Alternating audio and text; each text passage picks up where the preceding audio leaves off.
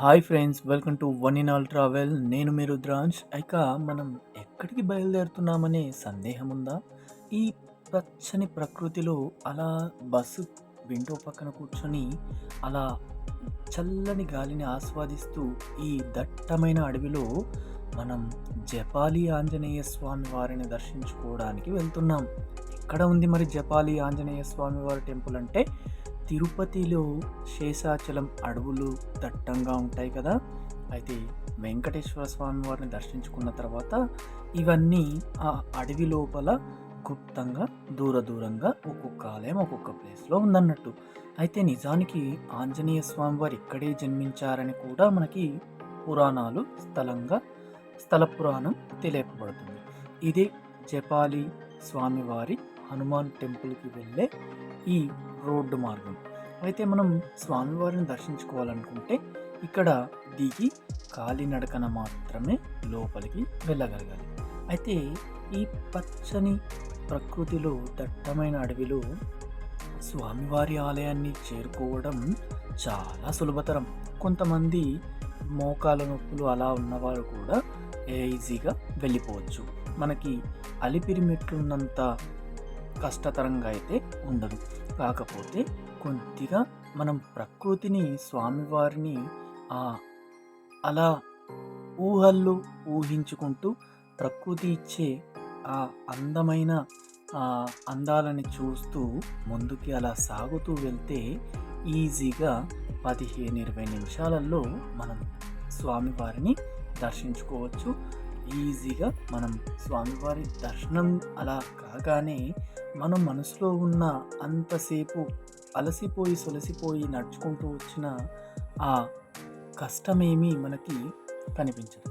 అయితే ఇక్కడ స్వామివారిని దర్శించుకోవడానికి ముందు మనం చాలా వరకు ప్రకృతి మనకి నేర్పించే కొన్ని లక్షణమైన పాఠాలు ఇక్కడ ఉంటాయి. ఇక్కడ ప్రతి ఒక్క చెట్టుని చూసినా కానీ, రాయిని చూసినా కానీ అలా మనకి ఏదో చెప్పాలని, మనతో మాట్లాడాలని యోచిస్తున్నట్టు మనకి అనిపిస్తుంది. అయితే మీ మనసుని మాత్రం అక్కడ లగ్నం చేస్తే చాలు, ఇక ఈజీగా ప్రకృతి మీతో మాట్లాడేస్తుందండోయ్. అయితే మనము ఇక్కడ చిన్న చిన్న జీవరాశులు కూడా ఉంటాయి. ఇది అడవి ఉడత, చూసారా ఎంత అందంగా ఉందో. ఇలాంటి ఉడత పిల్లలు కూడా మిమ్మల్ని వచ్చి అప్పుడప్పుడు ఆటలాడిస్తుంటాయి. అయితే పాపం వాటిని మాత్రం ఏం చేయొద్దండి, ఎందుకంటే అవి మీరేమైనా ఇస్తే తిందామనేసి ఆశగా వస్తుంటాయి. ఎందుకంటే అడవిలో దొరకవు కదా, చాలా వరకు దొరికినంత వరకు తింటుంటాయి అనుకోండి. అయితే కానీ చాలా భయపడతాయి, కొన్ని రావు. కొన్ని మాత్రం మనుషుల దగ్గరికి వచ్చి అలా వాళ్ళు ఇచ్చే కొబ్బరి ముక్కలు లేదా అరటిపండు ఏవో ఒకటి మీరు ఏమిస్తే అవి తిని ఆనందంగా హ్యాపీగా మిమ్మల్ని కొంచెం అలరించి వెళ్తుంటాయి అనుకోండి. అయితే ఇక్కడ చాలా వరకు గుప్తంగా కొన్ని పులులు, చిరుతలు, నక్కలు, ఎలుగుబంట్లు కొన్ని ఈ దట్టమైన జపాలి స్వామివారి ఆలయం వెళ్ళేటప్పుడు మనకి కనిపిస్తుంటాయి. కానీ రేర్ కేసెస్. పొద్దున పూట మాత్రం మనకి 6:30 నుంచి అయితే మనకి ఆలయము ఓపెన్లో ఉంటుంది కాబట్టి 6 నుంచి మనకి జనాలు రాకపోక ఉంటుంది కాబట్టి మనకు అంతా కనిపించవు. కానీ ఆఫ్టర్ ఈవినింగ్ 6 తర్వాత ఏమవుతుందంటే మనకి ఇవన్నీ బయటకు రావడం జరుగుతుంది, వన్యమృగాలు. ఇంకోటి, మనం జపాలి స్వామివారి ఆలయం ముందడికి రాగానే ఎంట్రన్స్లో మనకి పెద్ద కోనేరు ఉంటుందండి. ఈ గుండంలో వాటర్ మనకి వర్షపు నీరుతో చాలా దట్టంగా వస్తుంది కదా. ఇది కొంచెం లోయ మార్గంలో ఉన్నట్టు ఉంటుంది ఆ స్వామివారి ఆలయము. సో అక్కడ నుంచి కొండల మీద నుంచి జాలువారిన వాటర్ కొద్దిగా మొత్తంగా ఇందులో ఫిల్ అవుతుంది. అదే ఇక్కడ మనకి చూడొచ్చు. ఇక నెక్స్ట్ ఇంకోటి ఏంటంటే, ఇక్కడ ఆకాశాన్నంటే వృక్షాలు చాలా మనకు కనిపిస్తాయి. ఈవెన్ కొబ్బరి చెట్లు, తాటి చెట్లతో సహా మనకి మామిడి చెట్లు కూడా చాలా వరకు పొడవుగా ఉంటాయి. అలా అల్లంత దూరాన చెట్లను చూస్తూ చూస్తూ కిందికి కనులు వాలిస్తే స్వామివారి ఆలయం బంగారు వర్ణంతో అలా సింధూరంలో మెరిసిపోతున్నట్టు కనిపిస్తుంది. ఇక ఇక్కడ ఉన్న మామిడి చెట్టుకి కొంతమంది వినాయకుడు అని పిలుస్తారు, కొంతమంది ఆంజనేయ స్వామి అని పిలుస్తారు. ఇక్కడ స్వయంభూగా చెట్టుకే ఆ స్వామివారు వెలిసారు వినాయకుడు అని చెప్పేసి చాలామంది పూజిస్తుంటారు. కొంతమంది మనం చెల్లుబాటులో ఉన్న నాణ్యాలని స్వామివారికి అక్కడ స్టిక్ చేస్తూ ఉంటారు. ఇక ఇదే స్వామివారి ఆలయంలోకి ఎంట్రన్స్లోకి వెళ్ళే మార్గం. అయితే చూడండి, ఎంత ప్రశాంతమైన వాతావరణంలో స్వామివారిని అలా స్మరిస్తే మనకున్న చింతలు, చిక్కులు, చికాకులన్నీ మటుమాయించేస్తే నేను మీతోనే ఉన్నానని, స్వామివారు మన వెన్నంటే వస్తున్నారని అనుభూతి మాత్రం మనకిక్కడ ఒక 10 నిమిషాలు స్వామివారి ధ్యానంలో ఉంటే మనకి తప్పక కలుగుతుంది. అలాగే ఈ ప్రకృతి కూడా మిమ్మల్ని అందులో ఇన్వాల్వ్ చేసేంతగా ఇక్కడ అలాంటి సిచ్యువేషన్స్ అయితే చాలా వరకు ఉంటాయి. ఇక మీరు చాలా వరకు నడుచుకుంటూ వెళ్ళలేమనుకునే వాళ్ళు బైక్ మార్గం కూడా ఒకటైతే అవైలబుల్గా ఉంది, కానీ అది ఇప్పుడైతే యూజెస్లో లేదు. ఎందుకంటే వాళ్ళు కొబ్బరికాయలు, అక్కడ పూజ సామాగ్రి అమ్ముకునేవారు మాత్రమే ఆ రోడ్ని యూజ్ చేస్తుంటారు. మిగతా కస్టమర్స్కి అయితే, మనకి భక్తులకైతే అవైలబుల్లో ఉండదు.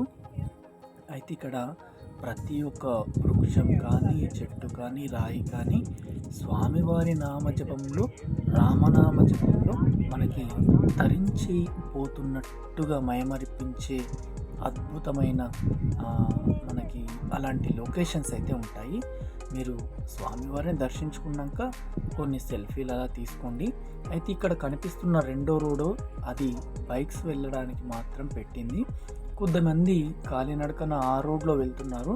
అది చాలా డేంజరస్ అండి, వెళ్ళకండి. ఎందుకంటే కొద్దిగా దూరం వెళ్ళిన తర్వాత అది బాగా లోయలోకి వెళ్ళిపోతుంది. మళ్ళీ లోయలో నుంచి పైకి వస్తుంది అన్నట్టు. అంటే వర్షాకాలంలో అక్కడ వాటర్ ఫుల్గా నిండిపోయే ఛాన్సెస్ ఉన్నాయి. సో చాలామంది అది యూజ్ చేస్తున్నారు. ఒక 2-3 చూసాము వెళ్తుంటే గుంపుగా. అది వెళ్ళకపోవడం మంచిది. ఎందుకంటే ఎక్కడి నుంచి ఏ నక్కలు, లేకపోతే మనకి కొండ చిలువలు ఇలాంటివి అక్కడ బాగా తిరిగే ఛాన్సెస్ ఉంటాయి.